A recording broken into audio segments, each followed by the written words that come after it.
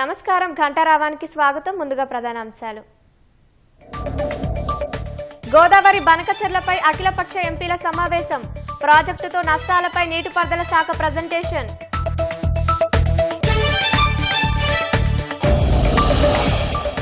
Polavaram Banakacherla link ప్రాజెక్టును వ్యతిరేకిస్తున్నామన్న ఉత్తమ్. రేపు సీఎంతో కలిసి ఢిల్లీ వెళ్లి అభ్యంతరాలు తెలుపుతామన్న మంత్రి.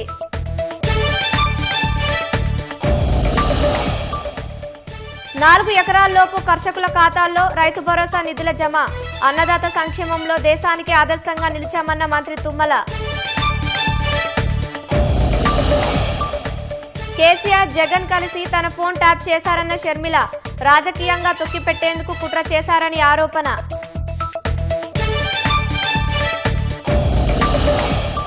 ఫాస్టాగ్ వినియోగదారుల కోసం కేంద్రం కొత్త పథకం. 3000 చెల్లిస్తే ఏడాదిలో 200 ట్రిప్పులు ప్రయాణించే అవకాశం.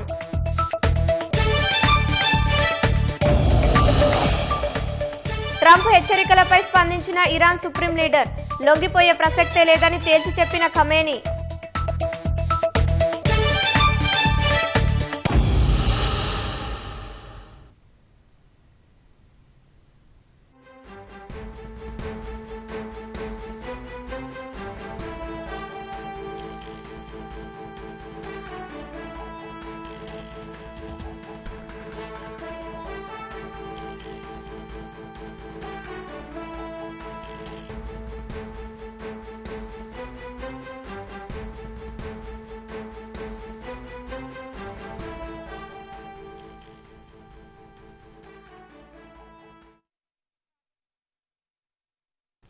పోలవరం బనకచెర్ల లింకు ప్రాజెక్టును వ్యతిరేకిస్తున్నామని రాష్ట్ర నీటిపారుదల శాఖ మంత్రి ఉత్తమ్ కుమార్ రెడ్డి తెలిపారు.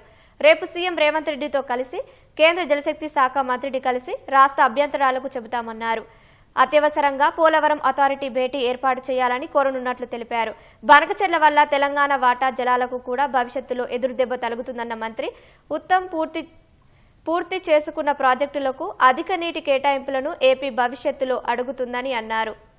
సచివాలయంలో ఏర్పాటు చేసిన ఎంపీల సమావేశంలో గోదావరి బనకచెర్ల అనుసంధాన ప్రాజెక్టుపై ప్రభుత్వం పవర్ పాయింట్ ప్రజెంటేషన్ ఇచ్చింది. ఈ సమావేశానికి కాంగ్రెస్, బీజేపీ, బీఆర్ఎస్ ఎంపీలతో పాటు ఎంఐఎం నుంచి అసదుద్దీన్ ఓవైసీ హాజరయ్యారు. టీఎస్సీ క్లియరెన్స్ కూడా రీఛార్జ్ తోటి 240 టీఎంసీలకి ప్లాన్ చేయడం జరిగింది సార్. ఇక్కడ the problem is that central government appears to be going ahead despite our objections. Tomorrow, Chief Minister garu nenu, all the concerned ministers, we are meeting in Delhi and putting our objection to all the issues again. Project మొదలు పెట్టగానే ఆంధ్రప్రదేశ్ ముఖ్యమంత్రి గారు కేంద్ర ఆర్థిక మంత్రిని కలిసి మాకు దీనికి 82,000 కోట్లు అయితే దాంట్లో మీరు ఇంత అమౌంట్ మీరు ఇవ్వాలి, ఏషియన్ డెవలప్మెంట్ బ్యాంకు మరొక మల్టీలాటరల్ ఫండింగ్ ఏజెన్సీ నుంచి ఇప్పియాలి, మీరు సోవరెన్ గ్యారెంటీ ఉండాలి అని ప్రపోజల్ పెట్టారు. మేము ఆర్థిక మంత్రి కూడా రిప్రజెంట్ చేశాం. ఇది మా ఇంట్రెస్ట్ కి వ్యతిరేకం, మీరు ఈ విధంగా వాళ్ళ ఫైనాన్షియల్ రిక్వెస్ట్ కన్సిడర్ చేయడం కూడా తెలంగాణ రాష్ట్రం వ్యతిరేకం అని కూడా చెప్పడం జరిగింది. So it is not prudent of government of India to consider financial risk in any form which leads to impinging on the legitimate water rights of co-terminus state of Telangana. మా demand కేంద్ర ప్రభుత్వం దగ్గర Polavaram Banakacherla link proposal should be outrightly rejected and set aside. Polavaram Banakacherla link project వల్ల future లో ఎప్పటికి కూడా Godavari Kaveri link అయ్యే అవకాశం కూడా లేదు. నెక్స్ట్, ఇప్పుడు ఆంధ్రప్రదేశ్ ఏమంటుందంటే ఇక్కడికి వచ్చి ఎంత వరద నీళ్ళు ఉన్నా అది మావే, అది మేము మొత్తం వాడుకునే విధంగా ప్రాజెక్టు కడతాం. ఇది చట్ట వ్యతిరేకం, ఇది జీడబ్ల్యూడిటి అవార్డు కూడా వ్యతిరేకం. మన legitimate water needs are yet to be fully developed or realised. ఈ సమయంలో proposal of Polavaram Banakacherla link project before realising the legitimate water rights of Telangana is tantamounting to impingement of the water rights of Telangana. మేము ఇప్పుడు సిడబ్ల్యూసీలో కానీ కేంద్ర ప్రభుత్వంలో ఏదైతే సీతారాం సాగర్ కానీ సమ్మక్క సారక్క కానీ ఈ ప్రాజెక్టు మన అప్లికేషన్స్ ఏదో ఉన్నాయో మీరు ప్రాసెస్ దానికి కూడా ఆంధ్రప్రదేశ్ వ్యతిరేకించింది. ఇప్పుడు Andhra Pradesh made numerous objections of projects of Telangana since 2014. Sitarama Sagar, Sammakka, Kaleshwaram, Tummidihatti, which are all based on assured waters. వాళ్ళు అనేక ఈ మన ప్రాజెక్ట్స్ లో హర్డల్స్ క్రియేట్ చేస్తూ ఉన్నారు. As a result legitimate water rights of Telangana state could not be developed in last 11 years. ఈ Banakacherla link project వెళ్తే future లో అష్యూర్డ్ వాటర్ మీద వరద నీటిపై మన హక్కులని కాలరాసినట్టే అవుతుందని చెప్పి మేము భావిస్తున్నాం. By creating the infrastructure of this project, Andhra Pradesh would claim riparian rights on these water in any future tribunal. ఇప్పుడు వాళ్ళు కృష్ణా ట్రిబ్యునల్లో ఇదే వాదన వినిపిస్తున్నారు. మేము గతంలో ఉపయోగించిన ఇన్ఫ్రాస్ట్రక్చర్ కట్టుకున్నాం కాబట్టి మాకు నీళ్లు ఎక్కువ ఉండాలని. ఇది గోదావరి మీద కూడా కట్టుకునే విధంగా వాళ్ళు ముందుకు పోతుందని చెప్పి మనం చేస్తున్నారు. అదేవిధంగా ఇది లోవర్ రైపేరియన్ రైట్, కింద ఉన్న రాష్ట్రాలకి మా ఒక్కరికే హక్కు ఉందనే విధంగా వాళ్ళ ప్రీ ఫీజిబిలిటీ రిపోర్ట్ కానీ వాళ్ళ అప్లికేషన్ అని కేంద్ర ప్రభుత్వంలో ఉంది. ఆ లోవర్ రైపేరియన్ రైట్స్ తెలంగాణకు కూడా ఉండాలని చెప్పి మా వాదన. 28 మేకి సిఆర్ పాటిల్ గారు నాకు రిప్లై ఇచ్చారు. మీ లేఖ అందింది, మీరు చెప్పిన అన్ని విషయాలు మేము పరిగణలోకి తీసుకుంటున్నాం, మాకు డిపిఆర్ అందలేదు, మీ డిపిఆర్ మాకు అందిన తర్వాత whatever are the rules, agreements, guidelines దాని ప్రకారం పరిశీలిస్తామని మాకు చెప్పడం జరిగింది. కానీ మాకు అష్యూరెన్స్ ఇచ్చినా వాళ్ళు ఏ వేగంతో అయితే ఆంధ్రప్రదేశ్ ప్రపోజల్స్ ని ముందుకు తీసుకెళ్తున్నారో అది అత్యంత ప్రమాదకరంగా మేము భావించి ఇంకా సీరియస్ స్టెప్స్ తీసుకోవడానికి మేము ముందుకు పోతున్నాం. Okay, next. అయితే మీకు జస్ట్ గో బ్యాక్. 3rd మార్చి నాడు స్పెసిఫిక్ గా ముఖ్యమంత్రి గారు, నేను సిఆర్ పాటిల్ గారిని, కేంద్ర జలవనరుల మంత్రి గారిని వారి ఆఫీసులో కలిసి ఈ యొక్క గోదావరి బంకచెర్ల లింక్ ప్రపోజల్ పై మాకు AP reorganisation act 2014 section 85(8)D కింద 84(3) కింద మా అభ్యంతరాలు ఉన్నాయి, మీరు ముందుకు ప్రొసీడ్, వారిని కానియొద్దు, మీరు అనుమతులు ఇవ్వద్దని చెప్పడం జరిగింది. అదేవిధంగా వాళ్ళకి ఎటువంటి అనుమతులు ఇచ్చినా ఈ తెలంగాణ రాష్ట్రాన్ని మీరు నష్టం చేసిన వాళ్ళని చెప్పి కూడా చెప్పడం జరిగింది. కాంగ్రెస్ ప్రభుత్వం ఉద్దేశపూర్వకంగా సాగునీటి ప్రాజెక్టులను నిర్లక్ష్యం చేస్తోందనే అంశంపై బీఆర్ఎస్ పోరాటానికి సిద్దమవుతోంది. సాగునీటి ప్రాజెక్టుల అంశంపై బీఆర్ఎస్ అధినేత మాజీ సీఎం కేసీఆర్ త్వరలో ఆ పార్టీ ముఖ్య నేతలతో సమావేశం కానున్నారు. ఆ భేటీలో సాగునీటి ప్రాజెక్టులను కాంగ్రెస్ సర్కార్ నిర్లక్ష్యం చేస్తోందనే అంశంపై చర్చించనున్నారు. ప్రాజెక్టుల నిర్వహణలో కాంగ్రెస్ ప్రభుత్వం వైఫల్యం అనే అంశంపై నేతలతో సమాలోచనలు చేయనున్నారు. కాళేశ్వరం ప్రాజెక్టుపై ప్రభుత్వ నిర్లక్ష్యం, పాలమూరు రంగారెడ్డి పట్ల అలసత్వం ప్రదర్శిస్తున్నారనే అంశంపై చర్చించనున్నారు. కేసీఆర్ భేటీ తర్వాత ప్రాజెక్టులపై బీఆర్ఎస్ కార్యాచరణ ఖరారు చేయనుంది.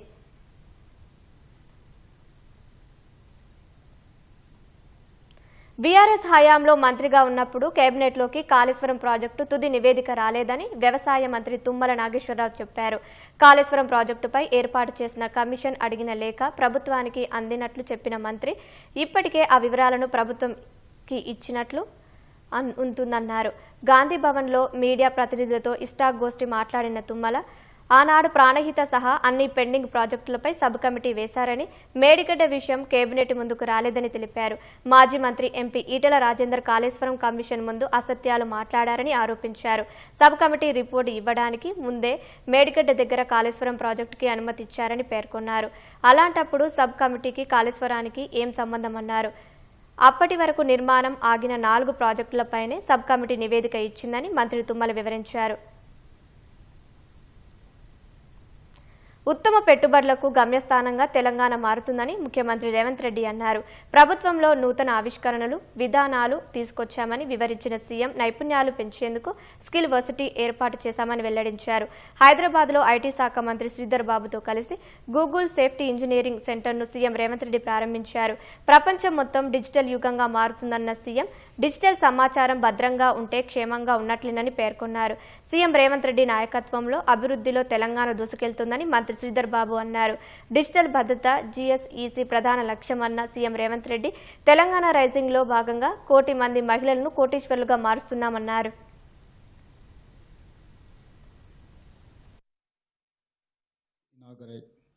Google Safety Engineering Center in Hyderabad, Telangana. World has changed since the time Google started. Today, our lives are totally digital. Today, we are worried about privacy, security, safety. Our economy, our government, our lives are digital. If digital is safe, we will grow. I'm proud Google will use the cybersecurity hub to develop advanced security and safety solutions. This will focus on skill development, create employment, and increase security capabilities of India. I love your company's philosophy. Do no evil. Like Google, my government believes do only good. Even if benefits are slow, we must focus on long term. I'm sure if global companies search for best investment place, answer will be Telangana. The first link will be Hyderabad. We call this Telangana Rising. We want to grow Telangana into $1 trillion economy by 2035. $3 trillion economy by 2047. Our freedom, we are going to enjoy 100th year in 2047. That time, Telangana is going to reach $3 trillion economy. Now our population is 2.5% in Indian population. We are contributing 5% GDP. That time, we wanted to contribute 10% GDP in Indian economy. Generating solar power generating agencies to our women, RTC buses, they are hiring now RTC buses to corporation. So, and I think it's nearby only, they have Indira Mahila Shakti Center. I think your campus is more than 2 acres. But my women are having 3.5 acres campus in this adjacent to high-tech city. So they are your competitor now. Google and Hyderabad are old friends. I think everyone knows that Google has started in Hyderabad in 2007. We are working together in many areas like education, security, maps, traffic, startups and health. You are an innovative company. I'm an innovative government. As everybody knows over here, all people over here are technologists, where the services becomes a major important partner for us. And many of you over here who are working or who are connected with our Indian economy knows about it. The service sector over here to our state contributes about 66.3% of economy. Just now I was mentioning to your global leadership.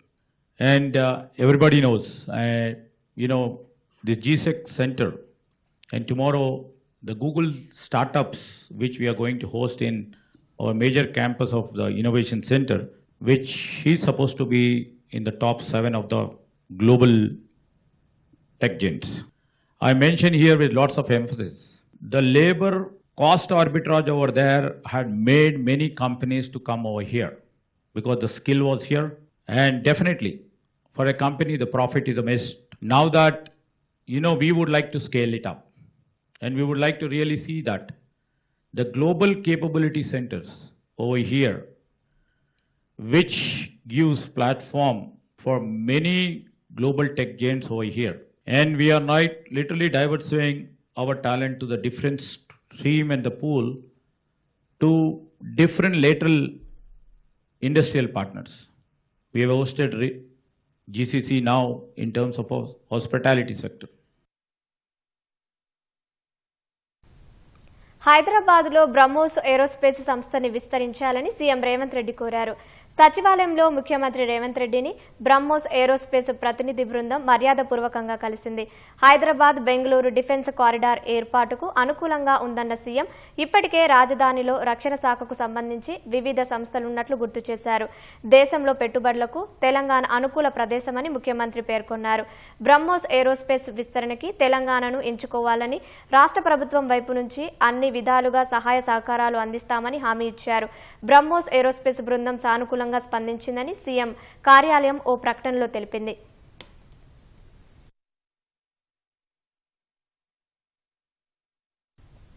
దేశంలో ఎక్కడా లేని విధంగా రాష్ట్రంలో విద్యుత్ విధానాలు అమలు జరుపుతున్నామని ముఖ్యమంత్రి రేవంత్ రెడ్డి ఉప ముఖ్యమంత్రి భట్టి విక్రమార్క అన్నారు. ప్రస్తుతం ఉత్పత్తి అవుతున్న కరెంటును రెట్టింపు స్థాయికి తీసుకెళ్లడానికి పక్కా ప్రణాళికలు అమలు చేస్తున్నట్లు ఆయన వివరించారు. ఖమ్మంలో టీజీఎన్ పీడీసీఎల్కు చెందిన విద్యుత్ అంబులెన్స్లను మంత్రి పొన్నం ప్రభాకర్తో కలిసి ప్రారంభించారు. విద్యుత్ సిబ్బందికి సాంకేతిక రక్షణ పరికరాలను అందజేశారు. 10 ఏళ్లలో బీఆర్ఎస్ ప్రభుత్వం కొత్తగా ఒక్క విద్యుత్ ప్రాజెక్టు నిర్మించలేదని విమర్శించారు.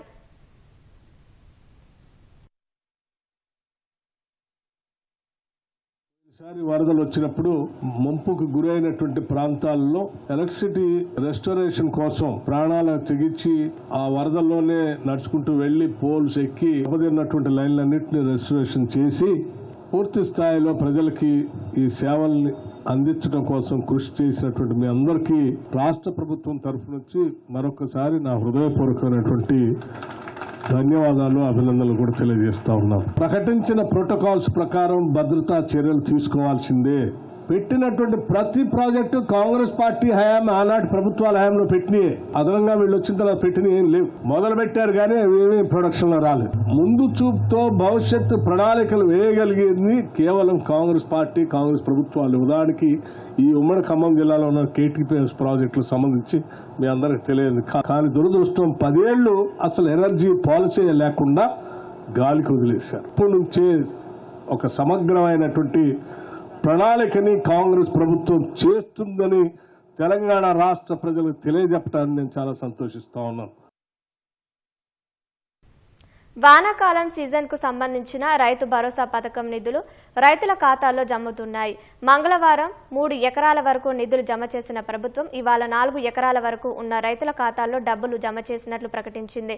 నేడు రైతు భరోసా కోసం 1,313 కోట్లు అన్నదాతల ఖాతాలో వేసినట్లు వెల్లడించింది. మరో వారంలోగా పూర్తిగా రైతు భరోసా నిధులు జమ చేస్తామని వ్యవసాయ శాఖ మంత్రి తుమ్మల నాగేశ్వరరావు తెలిపారు.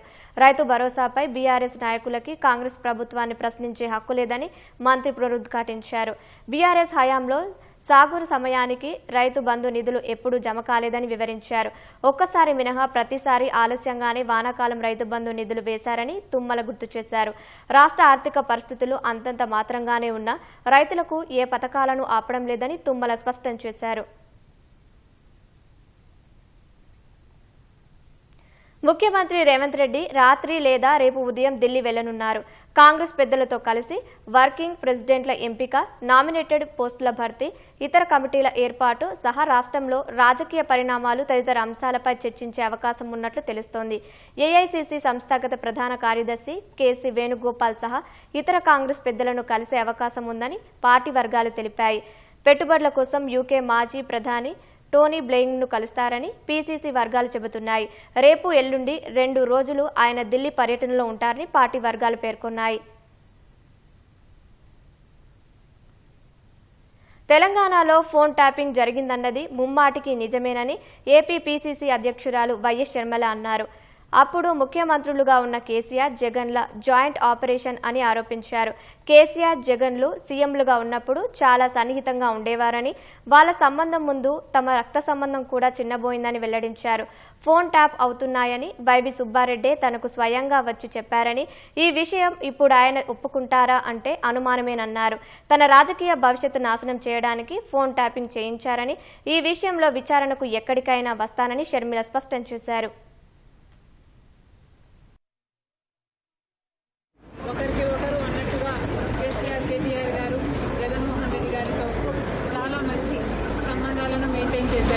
వాళ్ళ సంబంధం ముందు రక్త సంబంధం కూడా చిన్నపోయింది. తెలంగాణలో ఫోన్ ట్యాపింగ్ జరిగింది అన్నమాట ముమ్మాటికి నిజం. స్వయంగా వైవి సుబ్బారెడ్డి గారే మా ఇంటికి వచ్చి మా ఫోన్లు ట్యాప్ అవుతున్నాయి అన్న అంశం నిర్ధారిస్తూ వాళ్ళు ఫోన్ ట్యాప్ చేసిన కాన్వర్సేషన్ నాకే వినిపించారు.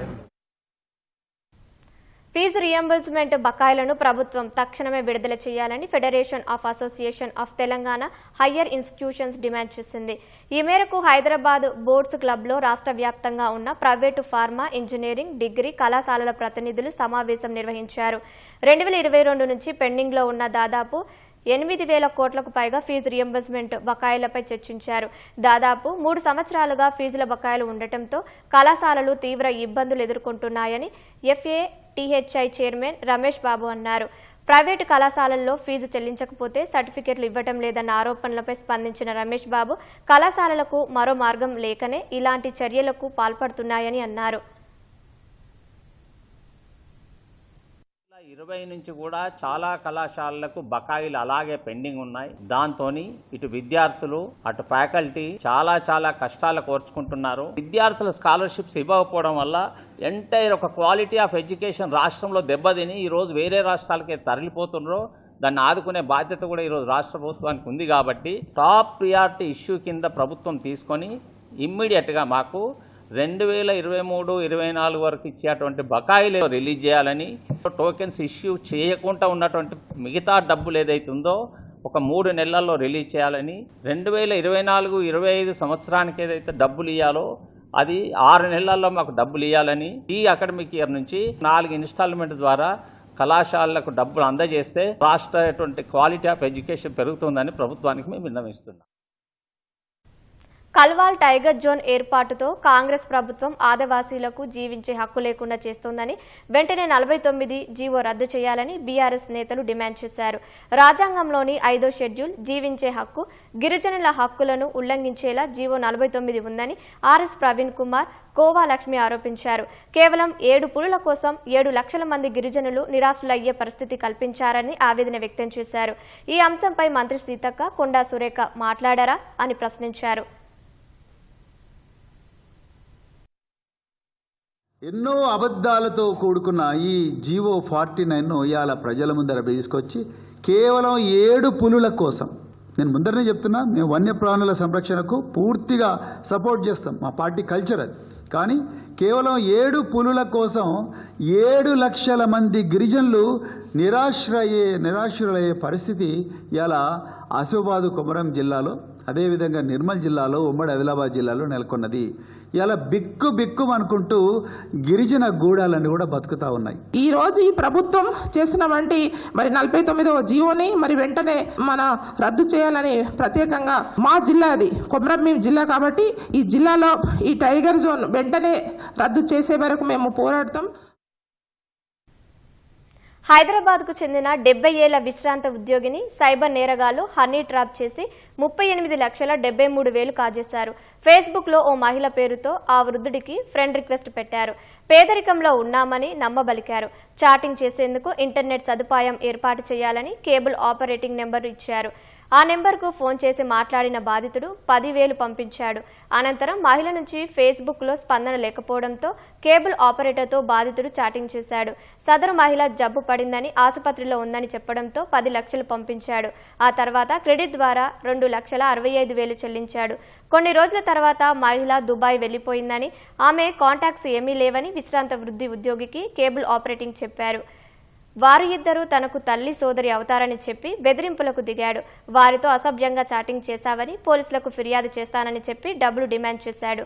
పోలీసుల పేరిట భయపెట్టించి మొత్తంగా 38,73,000 కాజేశాడు. మోసపోయానని గ్రహించిన బాధితుడు సైబర్ క్రైమ్ పోలీసులకు ఫిర్యాదు చేశాడు. కేసు నమోదు చేసుకున్న పోలీసులు దర్యాప్తు చేపట్టారు.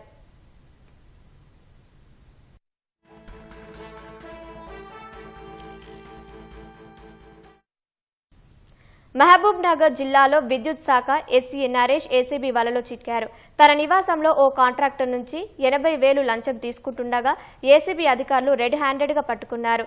గుత్తేదారు 20 లక్షల రూపాయల పనిచేయగా బిల్లు మంజూరు చేసేందుకు ₹1,00,000 లంచం అడిగాడు. 80,000 రూపాయలు ఇస్తానని చెప్పిన కాంట్రాక్టర్కు ఈ సమాచారాన్ని ఏసీబీ అధికారులకు తెలియజేశాడు. ఎస్సీ తన ఇంట్లో డబ్బులు తీసుకుంటుండగా అక్కడే మాటు వేసి ఉన్న ఏసీబీ అధికారులు రెడ్ హ్యాండెడ్గా పట్టుకుని విచారణ చేశారు. అనంతరం వరంగల్లోని ఏసీబీ కోర్టులో హాజరుపరిచారు.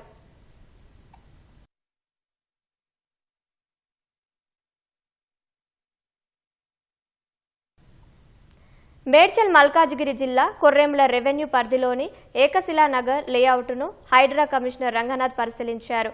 పైసా పైసా జమ చేసి పిల్లల భవిష్యత్తు కోసం ఇంటి స్థలాలు కొనుగోలు చేస్తే స్థిరాస్తి వ్యాపారి వెంకటేష్ అనే వ్యక్తి కబ్జాలకు పాల్పడుతున్నారంటూ పలువురు కమిషనర్ రంగనాథ్కి ఫిర్యాదు చేశారు.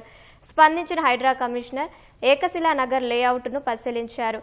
ఇంటి స్థలం చుట్టూ ప్రహరీ నిర్మించుకున్నారని, సీసీ కెమెరాలు ఏర్పాటు చేసుకున్నట్లు చెప్పారు. 2 రోజుల్లో ఇరు వర్గాలతో భేటీ ఏర్పాటు చేసి తగిన చర్యలు తీసుకుంటామని రంగనాథ్ పేర్కొన్నారు.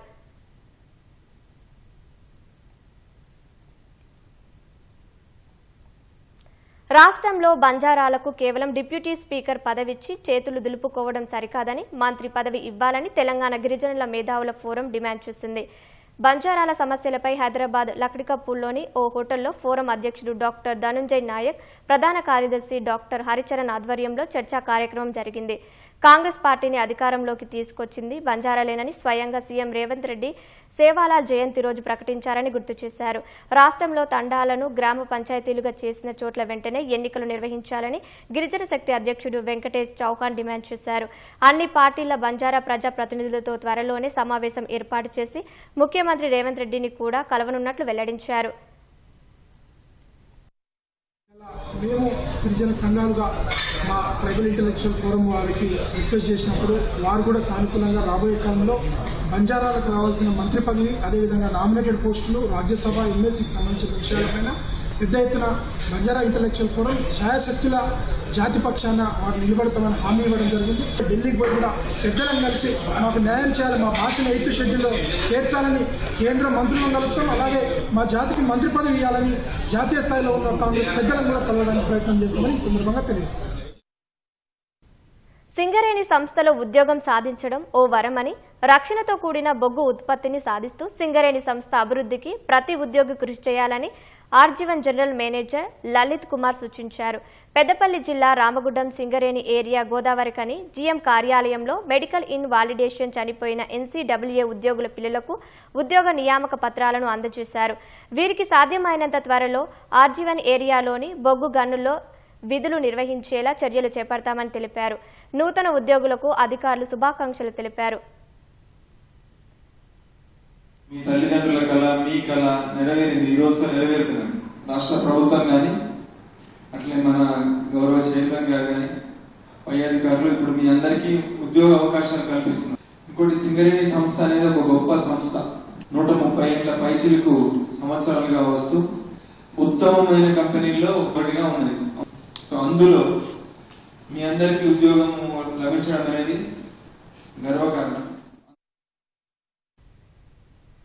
తొలకరి జల్లులకు రైతన్నలు పొలంబాట పడుతున్నారు. ఉదయం నుంచి సాయంత్రం వరకు పనుల్లో నిమగ్నమవుతున్నారు. చిన్నపిల్లలు ఉన్న రైతులు వారిని చూసుకునేవారు లేకపోవడంతో తమ వెంట తీసుకెళ్తున్నారు. కొమరంభీం జిల్లా లక్మాపూర్ గ్రామానికి చెందిన పరమేశ్వర సరస్వతి దంపతులకు 2 సంతానం. వారిద్దరూ పత్తి విత్తనాలు వేసేందుకు చేనుకు తమ 3 ఏళ్ల చిన్నారిని తీసుకెళ్లారు. అరకుకు కండువాతో ఊయల కట్టి అందులో చిన్నారిని కూర్చోబెట్టి పనులు చేసుకున్నారు.